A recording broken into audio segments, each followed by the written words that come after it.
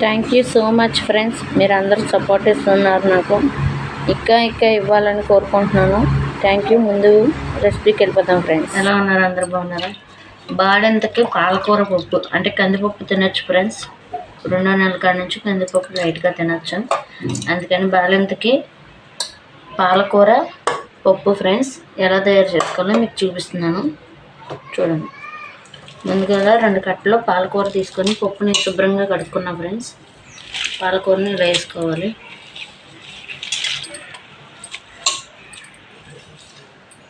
పాలకూరలో చాలా ఎక్కువ ఉంటాయి, ఇది విటమిన్స్ ఇవి ఉంటాయి కాబట్టి పాలకూర కూడా తినొచ్చు ఫ్రెండ్స్. అలాగే నేను ఇందులో మీకు అంతకుముందు వీడియోలో మీకు చెప్పాను కదా ఫ్రెండ్స్, బాలెంత ఉల్లిపాయ అని చిన్న ఉల్లిపాయలు ఇవి ఇలాగే ఉంటాయి ఫ్రెండ్స్.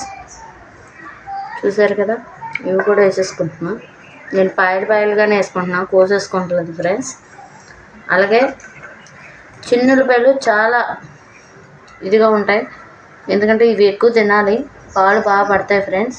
అందుకని నేను పచ్చిమిరపకాయల బదులు ఎండుమిర్చి వేస్తున్నాను ఫ్రెండ్స్. ఎందుకంటే కారం తక్కువ తినాలి కాబట్టి లైట్గా. చింతపండు టమాటో అవేమీ వేస్తలేదు ఫ్రెండ్స్, ఎందుకంటే బాలెంత కూర కాబట్టి పత్యం చేయాలి కాబట్టి లైట్గానే పసుపు. నేను కరివేపాకు కూడా ఇప్పుడే వేసేస్తున్నా.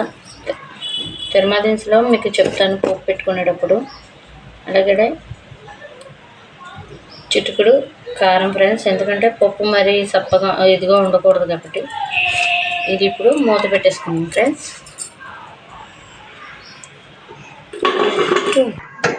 ఇప్పుడు గ్యాస్ అడిగించుకొని మనం 3 విజిల్స్ వచ్చేదాకా పెట్టుకుందాం ఫ్రెండ్స్. 3 విజిల్స్ వచ్చాక మనం పప్పు మెదుపుకొని కొంచెం సాల్ట్ వేసుకుందాం. ఓకే ఫ్రెండ్స్, ఈ వీడియో మీకు నచ్చినట్లయితే లైక్, షేర్, సబ్స్క్రైబ్ చేసుకోండి ఫ్రెండ్స్. ఫ్రెండ్స్ పప్పు ఇలా అయితే ఉడికింది మనకి. ఇప్పుడు తిరుమతి పెట్టుకుందాం ఫ్రెండ్స్. తగినంత సాల్ట్,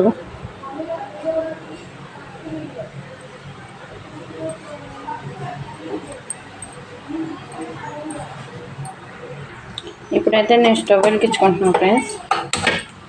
వెలిగించుకున్నా, అందులో పప్పు నూనె పోసుకున్నా. 2 స్పూన్ల పప్పు నూనె.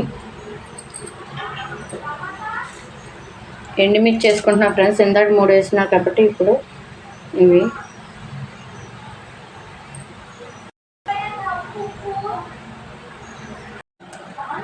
చూస్తున్నారు కదా, ఇప్పుడు అలాగే నేను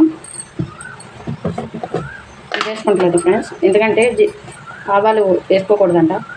అందుకని ఎల్లుల్లిపాయ రెబ్బలు,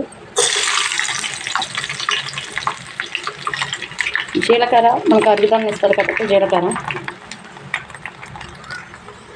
మంచిగా వేయించుకోవాలి. అది వెల్లుల్లిపాయలు కూడా మంచిగా ఎగిపోతున్నాయి. చూస్తున్నారు కదా, పప్పు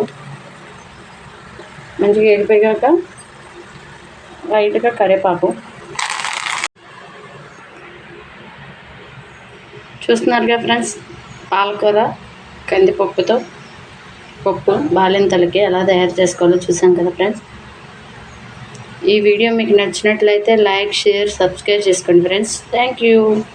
కొత్తగా చూస్తున్న వాళ్ళైతే సబ్స్క్రైబ్ చేసుకోండి ఫ్రెండ్స్. Thank you.